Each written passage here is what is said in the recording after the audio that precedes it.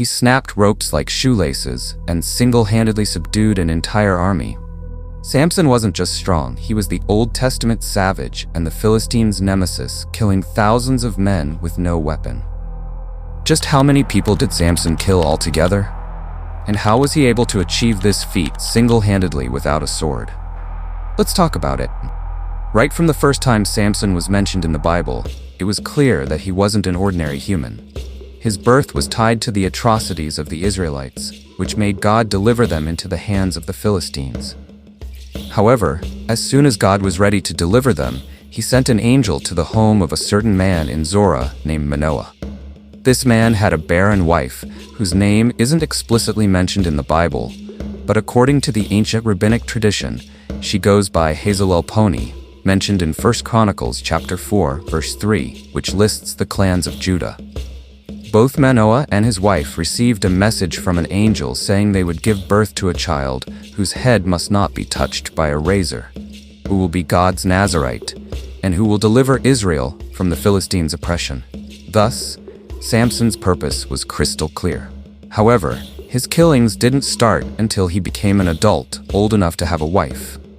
His story skipped straight from his birth to when he told his parents about his desire to marry a certain Philistine woman. At first, his parents were against this decision, considering the relationship between the Philistines and Israelites, but Samson wouldn't take no for an answer, so they went down to Timnah to ask for the woman's hand in marriage.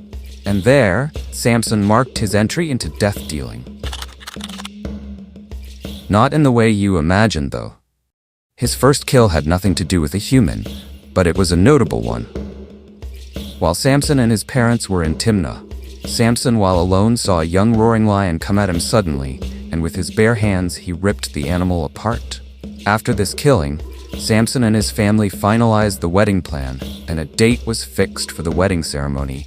But before the party, Samson returned to the carcass of the lion he killed and found a swarm of bees and honey in it. He took some of the honey, ate from it, and gave some to his parents, but never told them how he got it. That was the end of his first killing. But before he left Timnah, he carried out his second kill.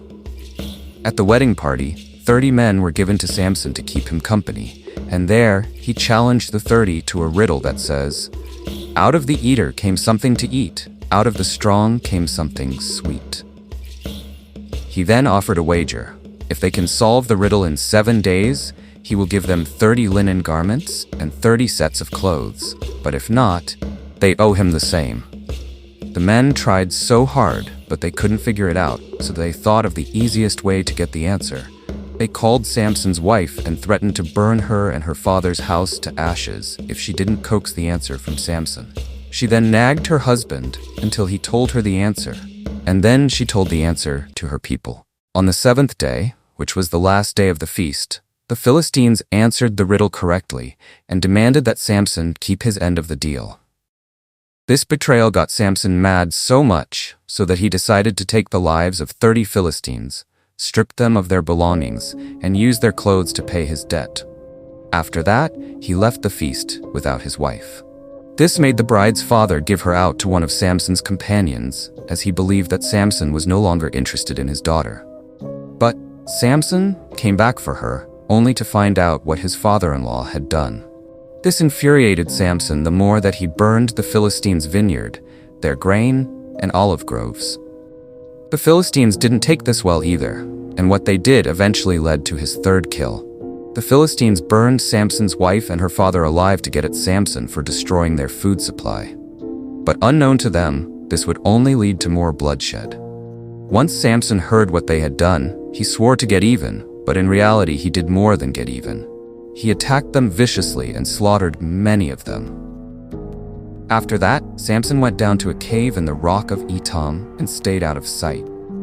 But the Philistines also wanted to avenge the death of their people, so they went up to Judah to look for Samson. On seeing the Philistines, the men of Judah got scared and asked why they were in their land. They told the men they were only there to capture Samson for what he had done to their people. To avoid getting into trouble with the Philistines, 3,000 men of Judah went to Samson to plead with him to surrender himself to the Philistines. He agreed to go with them, so they tied him up with 2 new ropes and took him to the Philistines. Once they saw him, they rushed at him and shouted with a loud voice. At the same time, the Spirit of God came upon Samson, and the ropes on him became weak. Before anyone could fathom what was going on, the bindings of his hands dropped. He then saw a fresh jawbone of a donkey, grabbed it, and single-handedly slaughtered 1,000 men with it. That was a lot, but it was nothing compared to his 5th and final kill. After that massacre, Samson went on to showcase his superhuman abilities in Gaza. There, he terrified the Philistines who were going to ambush him the night he slept with a harlot.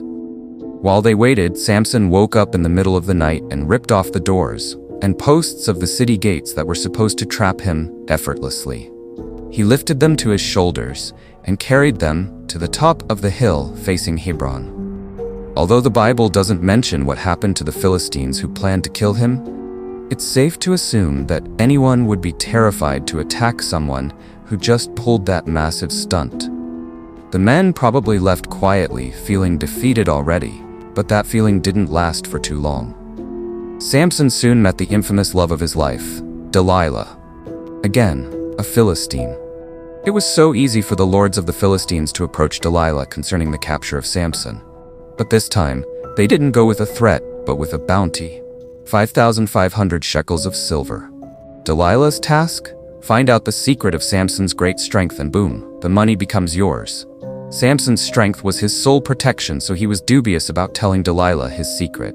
But she managed to nag him into telling her the secret of his strength, after telling her lies 3 consecutive times.